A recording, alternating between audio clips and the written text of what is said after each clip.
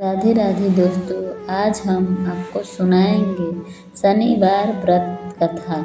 आज इस अंक में हम बताएंगे कि किस तरह शनिदेव की पूजा अर्चना कर उन्हें खुश किया जाता है। यहाँ तो हम सभी जानते हैं कि शनि न्याय के देवता हैं, हमारे कर्मों का फल देने का पूरे कार्यभार शनिदेव पर ही। लेकिन कई लोग शनिदेव को एक बुरे देवता के रूप में देखते हैं।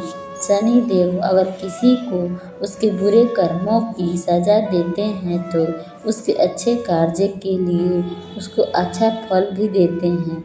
तो चलिए पढ़ते हैं शनि व्रत कथा। एक समय सूर्य, चंद्रमा, मंगल, बुध, बृहस्पति, शुक्र, शनि, राहु और केतु में विवाद छिड़ गया। सब ग्रह आपस में लड़ने लगे और कोई निर्णय न होने पर देवराज इंद्र के पास गए और कहने लगे, अब आप ही फैसला करके बताइए कि हम 9 ग्रहों में से सबसे बड़ा ग्रह कौन है। देवराज इंद्र इससे घबरा गए और उन्होंने अपनी असमर्थता जताई। उन्होंने कहा कि समझ में इतनी समझ नहीं है कि मैं किसी को छोटा या बड़ा कह सकूं। इस समय पृथ्वी पर राजा विक्रमादित्य, जो कि अति न्याय प्रिय है, वही इसका निर्णय कर सकते हैं। सभी ग्रह एक साथ राजा विक्रमादित्य के पास पहुँचे और अपनी समस्या बताई। राजा इस समस्या से अति चिंतित हो उठे, क्योंकि वह जानते थे कि जिस किसी को भी छोटा बताया वही क्रोध करेगा। तब राजा को एक उपाय सूझा। उन्होंने सुवर्ण, रजत, कांस्य, पीतल, सीमा, रंगा, जस्ता और लोहे से 9 सिंहासन बनवाए और उन्होंने इसी कर्म से रख दिया कि फिर उन सबसे निवेदन है कि आप अपने अपने सिंहासन पर स्थान ग्रहण करें। जो अंतिम सिंहासन पर बैठेगा वही सबसे छोटा होगा। इसी अनुसार लोहा सिंहासन सबसे बाद में होने के कारण शनिदेव सबसे बाद में बैठे तो वही सबसे छोटे कहलाएंगे। उन्होंने सोचा कि राजा ने यह जानबूझकर किया है। उन्होंने गुस्से में राजा से कहा, राजा तुम मुझे नहीं जानता। सूर्य एक राशि में 1 महीने, चंद्रमा 2.25 महीने 2 दिन, मंगल 1.5 महीना, बृहस्पति 13 महीने, बुध और शुक्र 1 महीने विचरण करते हैं, परंतु मैं 2.5 से 7.5 साल तक रहता हूँ। बड़े बड़ों का मैंने विनाश किया है। श्री राम की 7.5 आने पर उन्होंने वनवास हो गया। रावण की आने पर उसकी लंका को बंदरों की सेना से परास्त होना पड़ा। अब तुम सावधान रहना, ऐसे कहकर क्रोधित हुए शनिदेव वहाँ से चले। अन्य देवता खुशी खुशी से चले गए। कुछ समय बाद राजा की 7.5 आई। तब शनिदेव घोड़ों को सौदागर बनाकर वहाँ के उनको सुंदर सुंदर घोड़ों के साथ आए। राजा ने यह समाचार सुनकर अपने अक्षरपाल को अच्छे घोड़े खरीदने की आज्ञा दी। उसने कई अच्छे घोड़े खरीद और एक सर्वोत्तम घोड़े को राजा को सवारी करने के लिए दिया। राजा जैसे ही उस पर बैठा, वह घोड़ा तेजी से वन की ओर भागा। घोड़ा घने जंगल में जाकर राजा को छोड़कर अंतर्ध्यान हो गया। तब राजा भूखा प्यासा भटकता रहा। तब एक ग्वाले ने उसे पानी पिलाया। राजा ने खुश होकर उसे अपनी अंगूठी दी। वही अंगूठी देकर राजा नगर को चले दिए और वहाँ उन्होंने अपना नाम उज्जैन निवासी वाया बताया। वहाँ एक सेठ की दुकान से उन्होंने जल इत्यादि पिया और कुछ देर विश्राम भी किया। भाग्यवश उस दिन सेठ की बड़ी बिक्री हुई। सेठ उसे खाना इत्यादि कराने के लिए खुश होकर अपने साथ घर ले गया। वहाँ उसने एक खूंटी पर देखा कि एक हार टांगा है, जिससे खूंटी निकल रही थी। थोड़ी देर में पूरा हार गायब था। तब सेठ ने आने पर देखा कि हार गायब है। उसने समझा कि बीका नहीं, वह उसने चुराया है। उसने बीका को कोतवाल के पास पकड़वा दिया। फिर राजा ने भी उसे चोर समझकर हाथ पैर कटवा दिए और नगर के बाहर फंसा दिए। गया वह से तेली निकल रहा था, जिसे दया आई और उसने बीका को अपनी गाड़ी में बिठा लिया। वह अपनी जीभ से बालों को हाँकने लगा।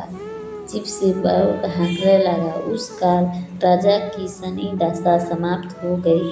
वर्षा काल आने पर वह मल्हार गाने लगा। तब वह जिस नगर में था, वहाँ की राजकुमारी मन भावनी को वह इतना भाया कि उसने मन ही मन प्रण कर लिया कि वह उस राग गाने वाले से वही विवाह करेगा।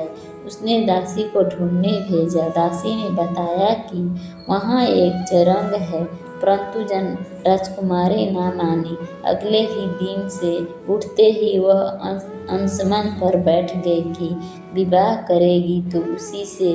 उसे बहुत समझाने पर भी जब वह न मानी तो राजा ने उसी तेली को बुला भेजा और विवाह की तैयारी करने को कहा। फिर उसका विवाह राजकुमारी से हो गया। तब एक दिन सोते हुए स्वप्न में शनिदेव ने राजा से कहा, राजन देखो, तुमने मुझे छोटा बताकर कितना दुख झेला है। तब राजा ने उससे क्षमा मांगी और प्रार्थना की कि हे शनिदेव, जैसा दुख मुझे दिया है किसी और को ना दे। शनिदेव मान गए और कहा, जो मेरी गाथा और व्रत कहेगा उसी मेरी दशा में कोई दुख न होगा। जो नित्य मेरा ध्यान करेगा और चींटियों को आटा डालने उसके सारे मनोरथ पूर्ण होंगे। साथ ही राजा को हाथ पैर भी वापस दिए। सुबह आँख खोलने पर राजकुमारी ने देखा तो वह आश्चर्यचकित रह गई। बीका ने उसने बताया कि वह उज्जैन का राजा विक्रमादित्य है। सभी अत्यंत प्रसन्न हुए। सेठ ने जब सुना तो वह पैरों पर गिरकर क्षमा मांगने लगा। राजा ने कहा कि वह तो शनिदेव का कोप था, इसमें किसी का कोई दोष नहीं है। सेठ ने फिर भी निवेदन किया कि मुझे शांति तब ही मिलेगी जब आप मेरे घर चलकर भोजन करेंगे। सेठ ने अपने घर अनेक प्रकार के व्यंजनों से राजा का सत्कार किया ही। सबने देखा कि जो खूंटी पर निकल गई थी वह अब उसे उगल रही थी। सेठ ने अनेक मोहरे देकर राजा का धन्यवाद किया और अपनी कन्या श्री कौरी से पानी ग्रहण का निवेदन किया। राजा ने उनकी प्रार्थना स्वीकार कर ली। कुछ समय बाद राजा अपनी दोनों रानियों मन भावनी और कौरी को सभी दहेज सहित लेकर उज्जैन नगरी को चल दिए। वहाँ पूर्ववासियों ने सीमा पर ही उनका स्वागत किया। सारे नगर में दीपमाला हुई और सबने खुशी मनाई। राजा ने घोषणा की, मैंने शनिदेव को सबसे छोटा बताया था, जबकि असल में वही सर्वोपरि है। तब से सारे राज्य में शनिदेव की पूजा और कथा नियमित होने लगी। सारी प्रजा ने बहुत समय खुशी और आनंद के साथ बिताया। तो कोई शनिदेव की इस कथा को सुनता या पढ़ता है, उसके सारे दुख दूर हो जाते हैं। व्रत के दिन इस कथा को अवश्य पढ़ना चाहिए। तो भक्तों, आइए जानते हैं शनिदेव व्रत की विधि। शनिदेव के दिन शनिदेव की पूजा होती है। इस दिन काला तेल, काला वस्त्र, काली धन शनिदेव को अत्यंत प्रिय है, इसलिए इसी से इनकी पूजा होती है। शनिदेव का स्तोत्र पाठ करें, इससे भी आपको लाभ प्राप्त होगा। शनिदेव का व्रत यूँ तो आप वर्ष के किसी भी शनिदेव के दिन शुरू कर सकते हैं, परंतु सावन मास में शनिदेव का व्रत प्रारंभ करना अधिक मंगलकारी है।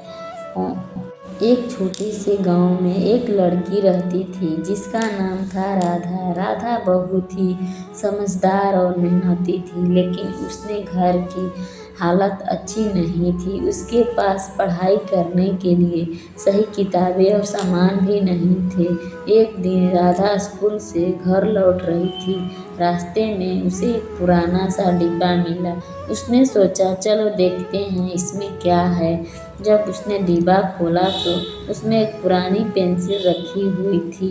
राधा ने सोचा ये तो बस एक साधारण पेंसिल है, लेकिन जैसे ही उसने उस पेंसिल से जमीन पर एक फूल बनाया, अचानक वह फूल सच में असली बन गया।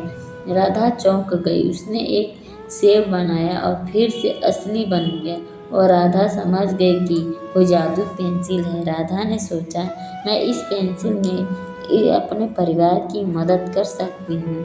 उसने घर जाकर खाना बनाया, बस चित्र बनाकर धीरे धीरे उसकी ज़िंदगी बदलने लगी। लेकिन एक दिन गांव का एक लालची आदमी मोहन यह सब देख लेता। मोहन बहुत लालची आदमी था। उसने जब राधा की जादुई पेंसिल देखी तो उसके मन में लालच आ गया। उसने सोचा अगर ये पेंसिल मेरे पास आ जाए तो मैं बहुत अमीर बन जाऊंगा। अगले दिन मोहन चुपके से राधा के घर के पास छिप गया। जैसे ही राधा बाहर गई, मोहन घर में घुस गया और पेंसिल चुरा ली। जब राधा वापस आई तो उसने देखा कि उसकी पेंसिल गायब है। वह बहुत दुखी हो गई और सोचने लगी अब मैं अपने परिवार की मदद कैसे करूंगी। उधर मोहन बहुत खुश था। उसने पेंसिल से सोना और पैसे बनाना शुरू कर दिया। लेकिन जैसे जैसे वह लालच करता गया, पेंसिल अजीब तरीके से काम करने लगी। एक दिन उसने एक बड़ा महल बनाया, लेकिन अचानक वह महल गिर गया। मोहन डर गया। फिर उसने बहुत सारा सोना बनाने की कोशिश की, लेकिन सोना पत्थर में बदल गया। अब मोहन समझ गया कि यह पेंसिल सिर्फ अच्छे कामों के लिए ही सही काम करती है। उधर राधा ने हार नहीं मानी। वो फिर से मेहनत करने लगी और अपने परिवार का ध्यान रखने लगी। मोहन को अपनी गलती का एहसास हुआ। वह राधा के पास गया और बोला मुझे माफ़ कर दो, मैंने लालच में आकर तुम्हारी पेंसिल चुरा ली। अब क्या राधा उसे माफ़ करेगी? राधा ने मोहन की बात सुनी। मोहन बहुत शर्मिंदा था और उसकी आंखों में आंसू थे। राधा थोड़ी देर सोचती रही, फिर उसने मुस्कुराकर कहा ठीक है, मैं तुम्हें माफ़ करती हूँ, लेकिन तुम्हें वादा करना होगा कि तुम कभी लालच नहीं करोगे। मोहन ने तुरंत कहा हाँ, मैं वादा करता हूँ, अब मैं हमेशा अच्छे काम करूँगा। राधा ने अपनी जादुई पेंसिल वापस ले ली। अब वह पेंसिल का इस्तेमाल सिर्फ ज़रूरतमंद लोगों की मदद करने के लिए करने लगी। वह गरीब लोगों के लिए खाना बनाती, बच्चों के लिए किताबें बनाती और गांव के लिए मदद करती। धीरे धीरे पूरा गांव खुश रहने लगा और मोहन भी अब बदल चुका था। वह भी राधा के साथ मिलकर लोगों की मदद करने लगा। एक दिन अचानक वह जादुई पेंसिल गायब हो गया, लेकिन तब राधा ने समझ चुकी थी कि असली जादू पेंसिल में नहीं बल्कि अच्छे दिल में होता है। हमें कभी लालच नहीं करना चाहिए, हमेशा दूसरों की मदद करनी चाहिए। अगर तो एक गांव में एक बड़ा सा पेड़ था। उस पेड़ पर एक चतुर कौवा रहता था। उसी पेड़ के नीचे एक चालाक बिल्ली रहती थी।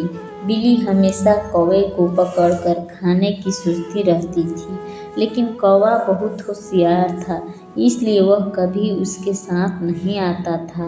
एक दिन बिल्ली ने एक चाल चली। वह पेड़ के नीचे लेट गई और जोर जोर से रोने लगी। कौवे ने पूछा अरे बिल्ली, तुम क्यों रो रही हो? बिल्ली ने बोली मैं अब बदल गई हूँ। मैंने तय किया कि किसी को नुकसान नहीं पहुँचाऊँगी। मैं अब सबकी दोस्त बनना चाहती हूँ। कौवा थोड़ा सच में पड़ गया। उसे बिल्ली की बात पर भरोसा नहीं था। फिर बिल्ली बोली अगर तुम चाहो तो नीचे आकर मुझसे दोस्ती कर सकती हो। कौवे ने कहा ठीक है, लेकिन पहले तुम आंखें बंद करो और एक जगह बैठ जाओ। बिल्ली ने सोचा आज तो कौवा मेरे जाल में फंस गया। उसने तुरंत आंखें बंद कर ली। तभी कौवा उड़कर पास के गांव में गया और एक कुत्ते को बुला लाया। कुत्ता जैसे ही आया बिल्ली डर गई और भाग गई। कौवा हंसते हुए बोला, मुझे पता था कि तुम झूठ बोल रही हो। मैं तुम्हारी चाल समझ गया था। उस दिन के बाद बिल्ली ने कभी कौवे को धोखा देने की कोशिश नहीं की। हमें किसी पर जल्दी भरोसा नहीं करना चाहिए। समझदारी से काम लेना चाहिए। अगर तुम चाहो तो मैं तुम्हें राजा रानी। एक शांत और सुंदर गांव में एक बहुत बड़ा बरगद का पेड़ था। उस पेड़ पर एक चतुर कौवा रहता था जिसका नाम था काली। काली बहुत समझदार था। वह हर काम सोच समझकर करता था और कभी किसी पर जल्दी भरोसा नहीं करता था। उसी पेड़ के नीचे एक चालाक बिल्ली रहती थी जिसका नाम था चंपा। चंपा बहुत दिनों से सोच रही थी कि किसी तरह काली को पकड़कर खा जाऊं, लेकिन काली हर बार बच जाती थी। एक दिन चंपा ने एक नई चाल सोची। वह पेड़ के नीचे आकर लेट गई और जोर जोर से रोने लगी। काली ने ऊपर से देखा और पूछा, अरे चंपा क्या हुआ, तुम क्यों रो रही हो? चंपा बोली, काली मैं अब बदल गई हूँ। मुझे अपनी गलतियों का एहसास हो गया है। अब मैं किसी को नुकसान नहीं पहुँचाऊंगी। मैं तुम्हारी दोस्त बनना चाहती हूँ। काली को उसकी बात पर शक हुआ। उसने सोचा यह बिल्ली इतना जल्दी कैसे बदल सकती है। काली ने तुरंत नीचे आने के बजाय एक योजना बनाई। उसने कहा अगर तुम सच बदल गई हो तो तुम आंखें बंद करके शांत बैठ जाओ। चंपा ने सोचा आज तो कौवा खुद मेरे पास आएगा। वह तुरंत आंखें बंद करके बैठ गई। लेकिन काली बहुत चालाक थी। वह धीरे से उड़कर पास के खेत में गया और वहां से एक कुत्ते को बुलाया। जैसे ही कुत्ता आया और जोर से भौंकने लगा, चंपा डर गई और तुरंत आंखें खोलकर भागने लगी। कुत्ता उसके पीछे दौड़ा और चंपा जानबूझकर दूर भाग गई। काली ऊपर पेड़ पर बैठा यह सब देख रहा था और हंस रहा था। काली ने कहा, मुझे पहले से ही पता था कि तुम झूठ बोल रही हो, इसलिए मैंने तुम पर भरोसा नहीं किया। चंपा बहुत शर्मिंदा हुई। उसने सोचा मुझे अब सच में बदलना चाहिए।